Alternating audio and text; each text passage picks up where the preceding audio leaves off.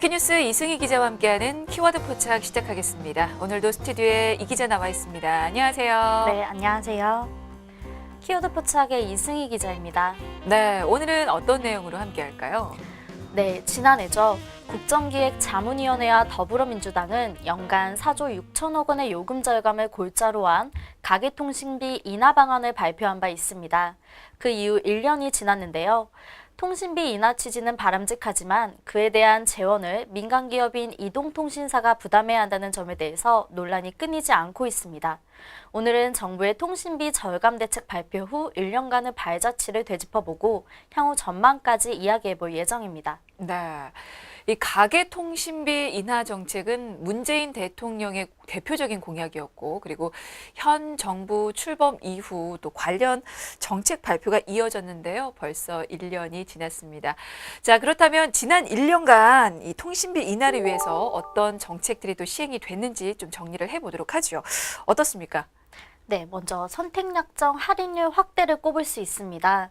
과학기술정보통신부는 지난해 9월 통신비 절감 대책 중 최초로 25% 선택약정 할인제를 시행했는데요. 25% 선택약정 할인 가입자 수는 시행 6개월 만인 지난 3월 무려 1,000만 명을 돌파했고 5월 기준으로 1,409만 명까지 증가한 상태입니다.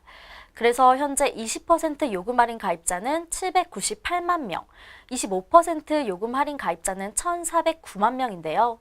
전체 요금 할인 가입자는 2,700만 명에 달하고 있는 상황입니다. 네. 그러면 그만큼 이 통신요금 절감 효과도 있다고 보면 될까요? 네, 국정기획위는 이 제도 시행으로 1,900만 명에게 연간 1조 원 규모의 요금 할인 효과를 예상하고 있습니다. 반대로 이동통신사들 입장에서는 연간 3천억 원에서 5천억 원대 매출 감소라는 부담을 떠안게 됐습니다. 네, 참 이 요금 감면 효과 규모가 꽤 크게 추산이 되고 있는데, 자, 그렇다면 또 반대로 이동통신사들의 부담도 적지 않을 것 같습니다. 자, 그 부분은 좀 잠시 후에 알아보기로 하고요. 통신비를 줄이기 위한 정책 더 알아보고 가겠습니다. 자, 선택약정 할인 확대 외에 또 어떤 정책이 시행이 됐습니까? 네, 정부는 지난해 12월 기초생활보장 수급자와 차상위 계층 등 저소득층에 대해서 월 11,000원의 통신료를 추가로 감면했습니다. 올해 하반기에는 기초연금 수급자를 대상으로 월 최대 11,000원 한도의 신규 감면도 예정되어 있습니다. 이를 통해 연간 저소득층 약 136만 명과 어르신 174만여 명의 요금 감면 수혜도 예상되고 있습니다. 아, 하반기에 또 신규 감면이 예상이 되고 있군요. 근데 이제 아무래도 요금 감면 효과가 더 빠르게 또 확대가 될 것 같은데 그만큼 그 규모 역시 만만치 않을 것 같아요. 네, 맞습니다. 취약계층에 대한 추가 요금 감면 효과도 약 5천억 원 안팎이 될 것으로 예상되고 있습니다. 네, 알겠습니다. 자, 지난 1년간 선택 약정 할인 확대, 그리고 저소득층 및 어르신들 요금 감면 정책 등이 이어져 왔는데요. 그리고 또 하나가 바로 전에 키워드 포착에서 다뤘던 내용이었습니다. 바로 보편요금제인데, 자, 보편요금제 관련된 내용 좀 살펴볼까요? 네, 계속해서 논란이 되고 있죠. 먼저 용어 설명부터 드리면 이 보편요금제는 시장 지배적 사업자인 S사의 저렴한 요금제 출시를 의무화하는 것을 골자로 하고 있습니다. 업계 1위 업체에서 음성 200분, 데이터 1GB를 제공하는 요금제를 현재 월 3만 원대에서 2만 원대로 낮춰서 출시하는 건데요. 보편요금제 도입에 따른 파급 효과는 다른 정책보다 더 클 것으로 예상되고 있습니다. 네. 자, 2만 원대의 요금으로 200분 음성과 또 데이터 1GB를 사용할 수 있습니다. 이게 바로 그 보편 요금제인데 이 도입이 논란이 되고 있습니다. 근데 사실 이게 단순히 새로운 요금제 출시가 목표는 아닌 거잖아요. 네, 맞습니다. 몇몇 분들은 2만 원대 요금제를 신설하는 게 뭐가 문제야? 이렇게 생각하실 수도 있는데요. 아까도 말씀드렸듯이 보편요금제의 데이터량을 고객들은 3만 원대에 이용하고 있었습니다. 그런데 2만 원대의 보편요금제가 출시된다? 당연히 3만 원대 요금을 내고 기존 요금제를 쓰려는 사람들은 없겠죠. 결국 이 통사가 가지고 있는 전체 요금제를 모두 한 단계씩 낮춰야 한다는 결론에 도달하게 되는 겁니다. 네, 맞습니다. 이 보편 요금제를 두고 반발도 만만치가 않은데요. 자, 그만큼 진전은 잘 되고 있는지도 궁금합니다. 현재 어느 단계까지 와 있습니까? 네, 보편요금제 입법안이 국무회의를 통과하면서 공은 국회로 넘어간 상황입니다. 다만 20대 국회 후반기 원구성 협상의 시동조차 걸지 못하고 있는 상태이기 때문에 보편요금제 도입 여부는 불투명한데요. 업계에서는 오는 10월 국정감사가 끝난 뒤에야 법안 심사가 이루어질 것으로 예상하고 있습니다. 네. 자, 이렇게 지난 1년간 정부가 통신비 인하를 목표로 많은 정책들을 내어놓고 있는데요. 더 살펴보고 가도록 하겠습니다. 자, 그 외에 또 어떤 정책이 시행이 됐습니까? 네, 이 밖에 자급제 단말기 출시 확대, 해외 로밍 요금 인하, 선택약정 위약금 제도 개선, 유심 가격 인하, 마일리지 요금 결제 개선, 신용카드 결제 서비스 통화료 경감, 알뜰통신 활성화 지원 등을 시행하고 있습니다. 네, 그러면 그런 정책들의 수혜 대상자인 소비자들 반응은 어떤가요? 네, 소비자 반응도 나쁘지 않은 편입니다. 정부 정책 기조에 맞춰 통신사들이 자발적 요금 인하에 나섰기 때문인데요. 월 6만 원대의 데이터 100GB를 제공하는 K사의 신규 요금제가 돌풍을 일으키고 있고 S전자의 자급제용 단말기 출시도 관련 시장에 물꼬를 텄습니다. 또 해외여행 3천만 명 시대를 맞아 로밍 요금제 인하도 요긴했다는 반응이 지배적입니다. 네. 하지만 문제는요. 사실 이와 같은 대책들이 모두 기업의 일방적인 희생으로 이루어졌다는 지적이 좀 나오고 있다는 건데, 자, 이번에는 이동통신사들 입장도 좀 살펴보도록 하겠습니다. 아무래도 정부에서 자꾸 통신요금 내려라, 더 깎아라 이렇게 요구를 하니까 좀 부담스러울 것 같기도 한데 어떻습니까? 네, 통신사들은 이미 정부의 요금 인하 정책으로 실적에 매우 타격을 받고 있습니다. 올해 1분기 실적 발표 결과 이동통신 3사 모두 매출이 줄어들었는데요. 실제로 선택약정 할인율 인상과 취약계층 요금 감면을 위한 재원은 다 이동통신사에서 떠안은 상황입니다. 취약계층에 대한 지원에 대한 이동통신 3사 부담액은 연간 9천억 원에 이를 것으로 추산되고 있습니다. 아, 그러면 정부에서 시행했고 시행 중인 그 통신비 인하 관련된 정책들 때문에 이 3사 모두 지금 매출이 축소가 된 거군요. 그러면 당연히 보편요금제 도입도 반대하고 있겠네요. 네, 반대하고 있는 입장입니다. 이미 정부가 시행한 통신비 인하 대책으로 인해서 수익이 악화됐는데 보편요금제까지 도입될 경우 5G 상용화를 앞두고 수익이 한층 더 악화돼서 정상적인 투자를 가로막는다는 거죠. 실제로 보편요금제를 도입하면 이동통신 3사가 직격탄을 맞게 된다는 것이 업계 중론입니다. 네.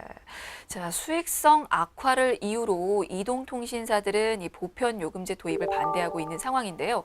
그렇다면 얼마나 부담을 안게 되는 겁니까?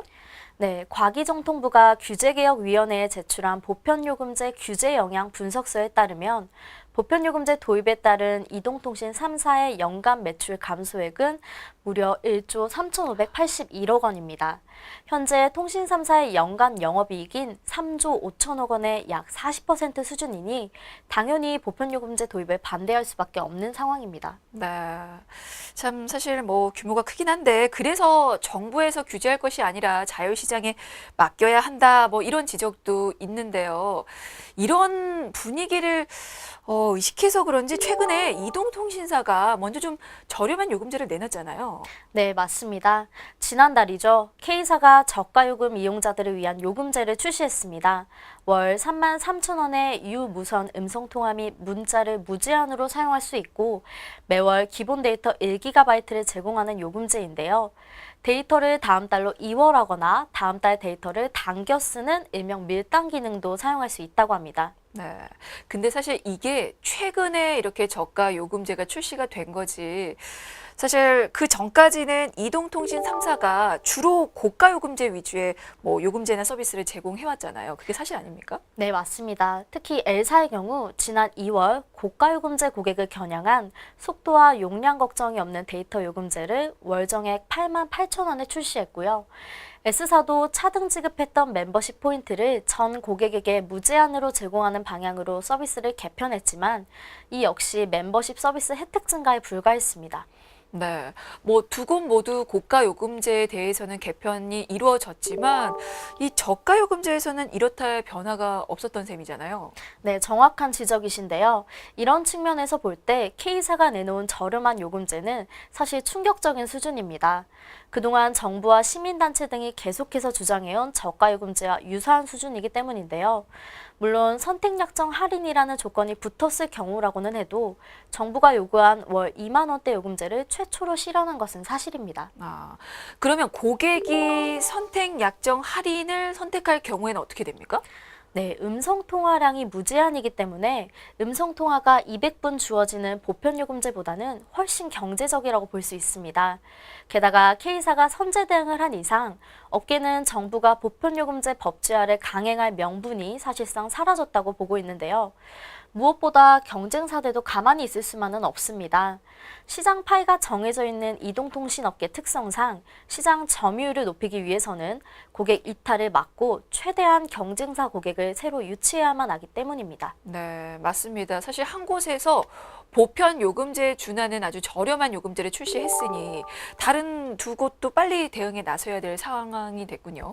네, 그렇습니다. 이동통신업계가 줄곧 주장해왔던 자유경쟁 시장에서 고객은 오랜 시간 기다려주지 않기 때문이죠. S사와 L사 모두 더 늦기 전에 고객이 정말로 원하는 요금제를 선보여야 할 것 같습니다. 네. 자, 다른 두 곳이 또 어떤 요금제를 선보일지 지켜보겠습니다. 자, 그리고 정부에서 밀고 있는 이 보편 요금제 도입에 반대하고 있는 곳이 이동통신 3사뿐이 아닙니다. 알뜰폰 업체 역시 보편 요금제 도입을 반대하고 있다고요? 네, 과거 통신비 인하 정책으로 탄생한 알뜰폰 업계도 보편요금제 도입에 반대하고 있는데요.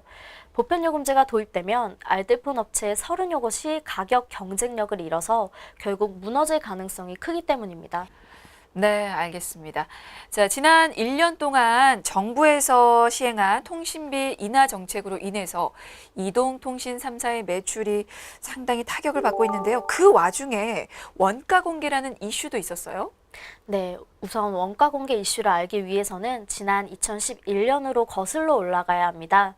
당시 참여연대는 미래창조과학부의 전신인 방송통신위원회로부터 이동통신사 원가자료 정보 공개를 거절당한 뒤 소송을 걸었고요.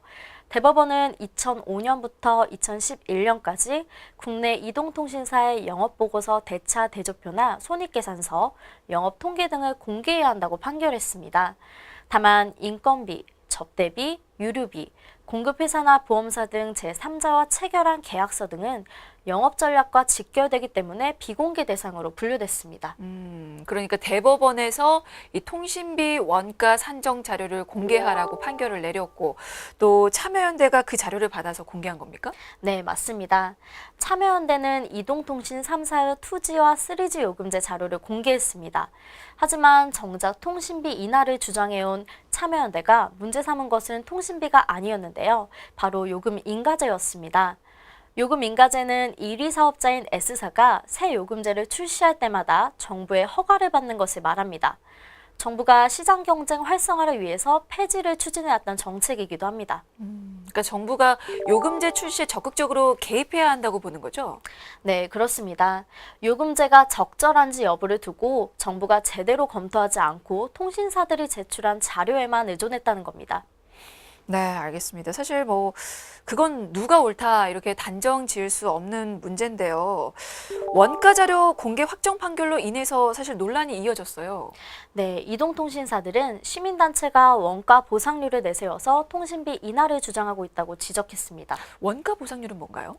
네, 원가 보상률은 일정 기간에 발생한 매출을 영업 비용 등 원가로 나눈 값에 100을 곱한 수치입니다.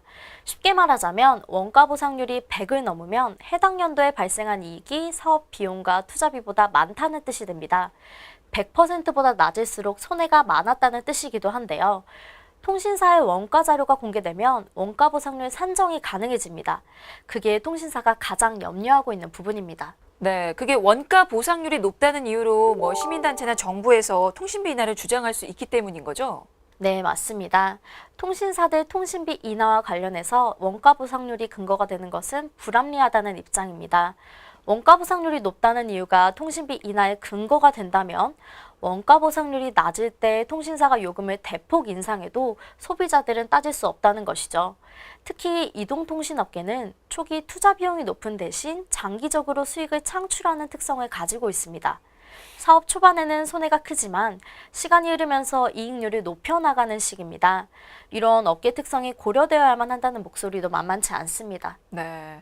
뭐 원가 보상률이 통신비 인하의 근거가 될 수 없다는 얘긴데요. 만약에 최악의 경우에 이동통신사들뿐만 아니라 그 협력사들에게도 피해가 갈 수 있다는 주장도 있다고요.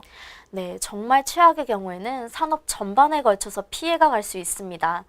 원가 보상률이 근거가 된다면 기업 입장에서는 원가를 절감해서 이익을 내야 할 이유가 없습니다. 이익을 많이 내면 원가 보상률이 높다면서 통신비를 내리라는 압박이 들어오기 때문이죠. 원가를 아낄 필요가 없으니 당연히 값싸고 질 좋은 제품을 제공하는 협력사를 찾을 필요도 없게 됩니다. 그렇게 되면 협력사 입장에서도 질 좋은 제품을 만들 필요가 없습니다.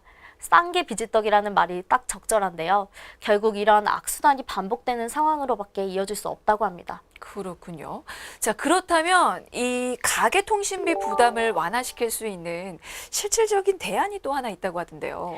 네, 최근 제로 레이팅이 떠오르고 있습니다. 제로 레이팅이란 콘텐츠 사업자가 이동통신사와 제휴를 맺고 콘텐츠 이용료를 대신 내주는 것을 말하는데요. 데이터 비용은 통신사와 제휴업체가 분담하게 됩니다. 이거는 이미 시행 중인 제도입니까? 네, 맞습니다. K사는 지난해 3월부터 증강현실 게임으로 유명한 개발사와 제휴해 자사 고객에게 무료로 서비스를 제공하고 있고요. L사도 지난해 4월부터 계열사의 프리미엄 스마트폰을 구매한 고객에게 클라우드 저장 공간 100GB를 무료로 제공하고 있습니다. 이 비용은 통신사와 전자회사가 함께 부담하고 있습니다. 네. 현재 제로 레이팅이 허용된 상태이긴 하지만 적극적으로 활성화되지는 못하고 있는데요. 과연 이게 통신비 인하에 도움이 되는 건지 잘 모르겠습니다. 자, 그렇다면 앞으로 이 제로 레이팅이 좀 더 대중화될 수 있겠습니까? 사실 긍정적으로 보기는 좀 어려울 것 같습니다. 통신비를 내는 주체만 달라질 뿐 전체 통신비를 낮추는 효과는 없었다는 지적도 있습니다. 무엇보다 소비자 입장에서는 특정 콘텐츠를 이용할 때만 요금을 감면해주는 제로 레이팅보다는 전체 데이터 이용료를 저렴하게 해주는 게 당연히 더 이득입니다. 소비자들이 더 똑똑해진 만큼 실질적인 대책 마련을 위해서 이동통신사들이 분주히 움직여야 할 것 같습니다. 네, 알겠습니다. 뭐 앞으로의 상황은 좀 더 지켜봐야겠죠. 자, 오늘 키워드 포착은 여기서 마무리 짓겠습니다. 지금까지 쿠키뉴스 이승희 기자였습니다. 고맙습니다. 네, 감사합니다.